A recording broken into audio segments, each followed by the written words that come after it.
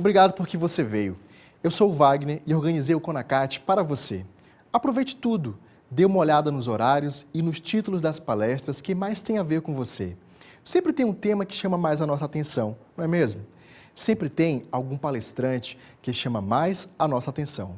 Então agende-se, faça o compromisso de, no horário da sua palestra, estar aqui comigo. O CONACAT vai até este domingo e todas as informações importantes eu vou enviar para o e-mail de quem está inscrito em nosso site www.catolicoemrede.com.br. A sua inscrição é muito importante para que você receba informações e não perca nada. Uma ótima palestra para você e seus amigos. Deus te abençoe. Olá, bem-vindos ao CONACAT. Queria agradecer o interesse de vocês por esta palestra. Eu sou Lucas Monteiro, eu sou estudante de Direito, tenho 22 anos e falar um pouquinho para vocês do meu trabalho. Entre o ano de 2011 e 2013 eu fiz parte da equipe nacional de jovens comunicadores da CNBB, conhecidos também como Jovens Conectados. No ano de 2011 eu também trabalhei na comunicação da Jornada Mundial da Juventude de Madrid, trabalhando com as redes sociais em língua portuguesa. Hoje, além de estudar Direito, eu faço parte do Observatório Internacional de Jovens Católicos ligados à Pontifícia Universidade Lateranense de Roma. O tema dessa nossa palestra é Guerra e Paz, como atuar para resolver conflitos sociais. Queria agradecer nesse momento ao CONACAT por esse convite, visto que me foi incentivado a falar um pouco sobre a minha experiência, a minha vivência, e me foi colocado esse tema, que para mim é fantástico. É um tema que não é um tema próprio religioso, é um tema um pouco mais político, falando um pouco mais também da questão social. Não que a religião esteja do lado de fora, muito pelo contrário. Ela está tão envolvida como as outras religiões que fazem parte do contexto cultural e do contexto social de cada povo. Bem, iniciando para falar o que seria essa questão desse conflito. O conflito surge quando existem duas posições que elas não se compactuam. Tem um filósofo, tem um psicólogo alemão chamado Kurt Lewin, que ele fala que o conflito existe de três formas. Quando há duas questões positivas, ou seja, digamos que você tenha um interesse de ir no cinema e um interesse de ir no parque. E as duas questões acontecem no mesmo horário. Então, isso são dois conflitos positivos. Dois conflitos negativos, quando nós temos... ele cita que você vai fazer uma operação e se você não fizer, o seu estado de saúde vai agravar cada vez mais. E aí entra nessa questão negativa. Eu não quero fazer a operação, mas eu também não quero que o meu estado de saúde piore. E nós temos também outra valência, que ele costuma chamar de valência positiva ou negativa, que são ambas mesmo no mesmo sentido, na mesma direção, que é quando você quer pedir um aumento de salário, mas você também está com aquele receio de ser demitido. Então isso tudo é uma questão de conflito. E como você pode perceber essa questão mais envolvida na sua realidade, na sua vivência? Seja a questão de conflitos familiares, quando a opinião dos seus pais não compactua com a sua opinião, questão da comunidade, quando você tem uma questão para resolver e a comunidade às vezes não aceita essa questão, aí entra uma questão de conflito. Na sua faculdade, quando você tem uma opinião e um outro colega da faculdade tem uma opinião divergente da sua. Então tudo isso entra nessa questão desse conflito. A questão do conflito social, ela já é um pouco maior, que geralmente envolve quando movimentos estão em situações opostas, países, por que não dizer, estão em situações opostas. Nós estamos vendo a questão hoje de Israel e Palestina, a questão do Estado Islâmico crescendo ali na região do Iraque, a questão da Rússia e da Ucrânia também. Então tudo isso entra nessa questão do conflito social. E aí a proposta dessa palestra é que você percebesse De início, como você pode analisar direito essa questão desse conflito? Porque nós percebemos hoje que, e principalmente com a chegada rápida das informações, que você pode muito facilmente ler sobre qualquer assunto, o que é muito bom. O problema é que o fato de ler muito facilmente sobre qualquer assunto acaba fazendo com que a pessoa não se interesse em estudar mais sobre aquilo. Ela acaba pegando uma opinião muito rápida e por conta disso perde esse interesse. O que de certa forma está se tornando muito natural, essa questão da rapidez com que as informações estão fluindo, visto que nós estamos aproveitando o nosso tempo para fazer cada vez mais coisas. Então, por conta disso, isso vai entrando também na questão dos estudos, na questão da análise que você pode estar fazendo. Então, como você pode ver, como você pode analisar, como você pode estudar essa questão dos conflitos?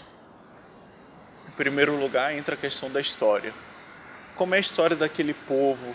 Como é que é a história daquela realidade que você está vivendo?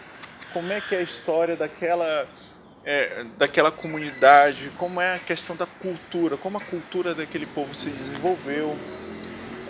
A questão da língua também é muito fundamental, o desenvolvimento da língua, dos termos próprios.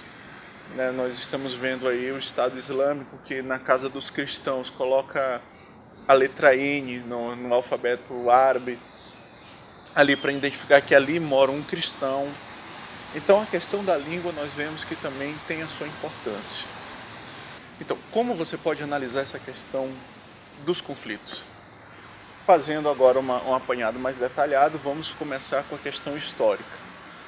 Como esse povo se desenvolveu? Como era esse povo de uma forma embrionária? Como era o seu início? Como foi o seu desenvolvimento? Então você vai analisar isso sob uma perspectiva tentando no máximo estar neutro, porque você vai estar colhendo fatos sobre esse povo.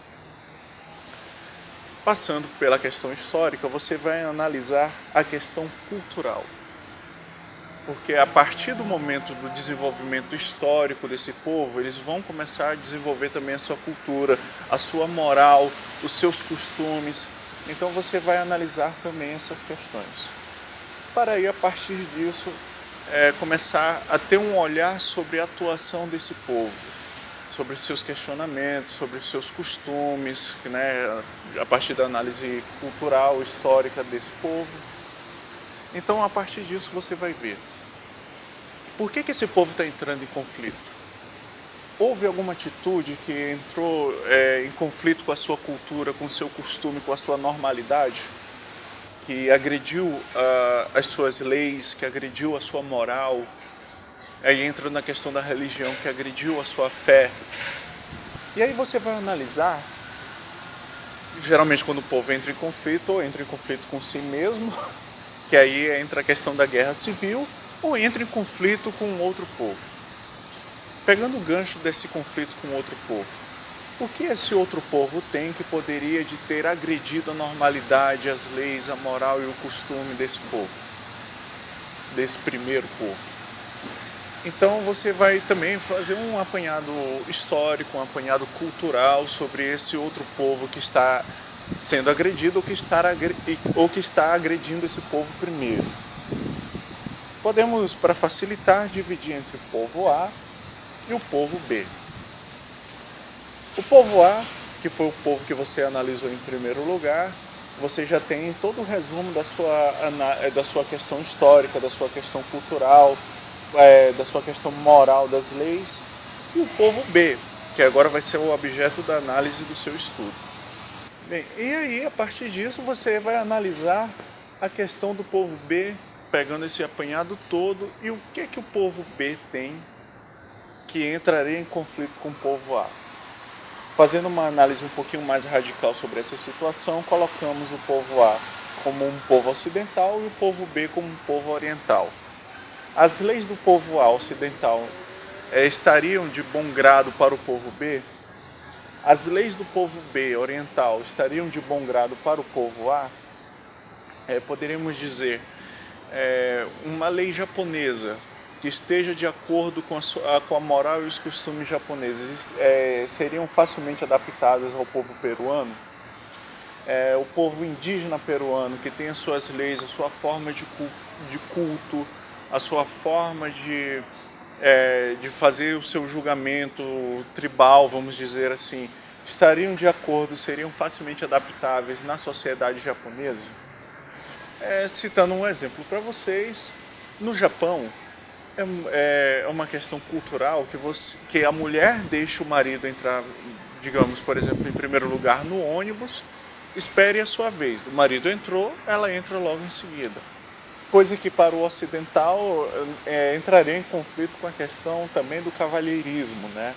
No qual nós facilitamos as coisas para que as mulheres, no caso as nossas esposas, para que elas possam, no caso, entrar em primeiro lugar no ônibus ou entrar em primeiro lugar no carro, no qual nós abrimos a porta para que elas possam entrar. Então, são questões básicas que aí você já pode fazer uma análise, um compilado melhor sobre a questão das diferenças culturais e como elas podem estar agindo para, caso a diferença ela esteja dentro de um outro contexto, de uma outra realidade, como ela poderia estar agindo para fomentar esse conflito. Sobre a questão da guerra, fazendo um apanhado mais histórico, saiu um artigo aí que foi divulgado em uma grande mídia brasileira, em que em todos os anos de história da civilização mundial, nós só tivemos 232 anos de paz. Eu não lembro exatamente se eram 8.000 ou 10.000 anos, né? Em toda a história da civilização, um pouquinho mais. Nesse total, digamos, podemos citar aqui como um exemplo 10.000 anos. Imaginem que em 10.000 anos de toda a história da civilização, nós tivemos só 232 anos de paz. Então, toda a nossa história ela está envolvida com a guerra.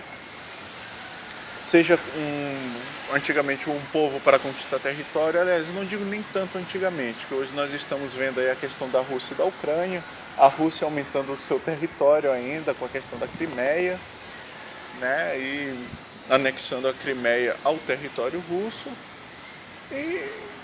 Então é uma questão que não é tão antiga assim ainda não, é uma questão, o mundo ele ainda está, os países eles ainda estão se expandindo, né? A partir disso nós podemos analisar a questão da guerra. Como é que era a guerra? Era só uma guerra em questão de armas? Não. Elas eram também guerras diplomáticas, guerras culturais, que às vezes começavam pela espada ou às vezes até a última solução, no caso a última solução levava a espada. Essa questão do diálogo, essa questão de sentar à mesa para discutir, sejam povos, sejam movimentos, sejam países, é uma questão que está sendo prioritária só atualmente no mundo moderno. E antigamente essa questão do conflito, ela era mais uma questão da guerra. Em primeiro lugar se resolvia na espada para depois se sentar à mesa e dizer, olha, tal povo está derrotado, e esse povo que está derrotado assumir, olha, nós fomos derrotados na guerra, o que de certa forma era humilhante, e dizer que tal território foi anexado ao território do país vencedor da guerra. E muitos países também foram evoluindo nesse sentido. Nós podemos ver a questão de Portugal. Portugal que começou como condado portucalense, que se emancipou e foi se expandindo de norte a sul através da guerra. Seja expulsando, derrotando os mouros, né, os muçulmanos que habitavam ali na Península Ibérica, seja também resolvendo conflitos com o seu vizinho, então Castela, que depois evoluiu para a Espanha. A história da Espanha que também foi conquistada através da espada. Mas não só disso, através de casamentos, questões dinásticas. Então todo o contexto da Idade Média foi nesse sentido. Então toda a história da civilização na Idade Média foi assim, para depois irmos evoluindo para a questão primária, prioritária do diálogo. E a questão hoje da resolução do conflito, como é que ela passa? Ela passa em primeiro lugar tentar se resolver sentando-se à mesa, discutindo os termos, tentando entender por que aquele povo tomou tal decisão, e depois entrando com sanções econômicas.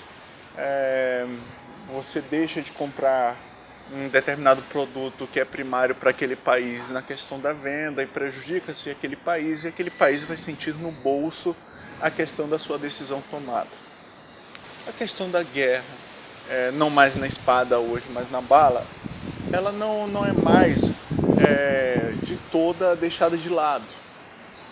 Ela continua sendo ativa. Nós vemos hoje, nesses últimos dias, os Estados Unidos que bombardearam o Iraque, visto o crescimento dos radicais islâmicos ali naquela região. E citando um exemplo para vocês também, da questão de Israel e do Hamas na faixa de Gaza, que o Hamas lança foguetes para o território israelense e Israel também responde à altura, ou até um pouco mais do que a altura, como nós estamos vendo muitos países contestando as ações militares israelenses. Nós estamos vendo a partir disso que a questão do uso da força, do uso da coerção, ela não está totalmente deixada de lado, ela continua sendo ativa. E a partir disso, vamos pegar um pouco o apanhado da questão Israel e Palestina e do Estado Islâmico. Não entrando muito nesse campo, que já deixando mesmo para a questão dos especialistas, só fazendo um apanhado rápido para vocês. E aí nós podemos citar aquele exemplo do povo A e do povo B. Só que nesse caso, o povo A e o povo B vivem no mesmo território, que é o território ali onde está o Estado de Israel e o pretenso Estado da Palestina. Então, são dois povos com duas realidades totalmente diferentes, duas culturas totalmente diferentes, mas que vivem sobre o mesmo estreito território. E o caso de Israel sendo mais especial mesmo, porque é um Estado minúsculo no meio de países do mundo árabe. Então, o povo judeu, que é um povo totalmente diferente do povo árabe, está no meio de um mundo árabe. Então o conflito ele vai acabando, ele vai sendo algo mais natural, né? Vai sendo algo que vai estar acontecendo ali com frequência ali naquela região. E temos também a questão do Estado Islâmico. Nós vemos que são muçulmanos muito radicais nas suas decisões, que estão querendo converter os católicos ali daquela região, os cristãos do Iraque, de uma forma mesmo na espada. Se você não abdica da sua fé enquanto cristão, você ou é expulso da sua terra, aqueles que têm mais sorte, ou então você é morto na espada. Você é enforcado ou te matam e depois cortam sua cabeça e colocam em uma região pública para que todos possam ver o que acontece com cristãos que não se convertem. Então, e aí o que tomou uma decisão dos Estados Unidos de bombardear aquela região onde o Estado Islâmico estava em franca expansão para tentar barrar um pouco o crescimento desse povo. Mas nós vemos hoje que a questão da guerra ela não é mais suficiente. Você precisa realmente entender como aquele povo está crescendo, você precisa realmente entender a questão da cultura, a questão linguística desse povo, para aí a partir disso começar a tentar um diálogo, a tentar uma forma de discutir essa relação. Fazendo um apanhado sobre a questão dessa pequena explicação, nós vemos que o conflito são sempre questões antagônicas entre povos, pessoas ou grupos. Pessoas, duas ou mais pessoas, e grupos já um grupo bom de pessoas, um grupo grande. Nós vimos também como são a questão das variações positivas e negativas do conflito. Podemos analisar também como iniciar uma forma de estudo para analisar um pouco essa questão dos povos em conflitos. E também falamos rapidamente aqui sobre a questão dos conflitos atuais que nós estamos vendo no mundo. De certa forma, agradeço a você por esse interesse rápido, por essa palestra. Convido você a assistir as outras palestras do CONACAT, que são palestras realmente interessantíssimas sobre vários assuntos. E pedindo que você também, caso você tenha alguma dúvida rápida, que nós podemos conversar tranquilamente, nós nos encontramos pelas redes sociais. Então é isso, um abraço a você, muito obrigado por estar aqui assistindo essa palestra rápida. Se você quiser adquirir, você pode entrar no site do CONACAT e adquirir não só essa, mas várias outras palestras, ou quem sabe todas as palestras. E também agradecer o seu interesse, que muito nos motiva, muito me motivou a preparar esse resumo rápido, né? Sabemos que 30 minutos é uma coisa rápida, mas é uma forma rápida, é uma forma boa de conversar com você. Muito obrigado e tudo de bom para você. Um abraço. Você gostou dessa palestra e quer vê-la outras vezes, não quer? A boa notícia é que você pode adquirir o acesso a essa palestra e ainda ajudar iniciativas que cuidam de mulheres grávidas que precisam de ajuda, como a Casa Provida São Frei Galvão, no Rio de Janeiro, e a Associação Guadalupe, em São Paulo.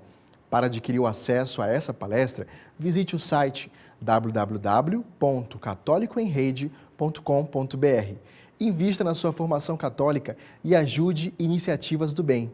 Obrigado por assistir.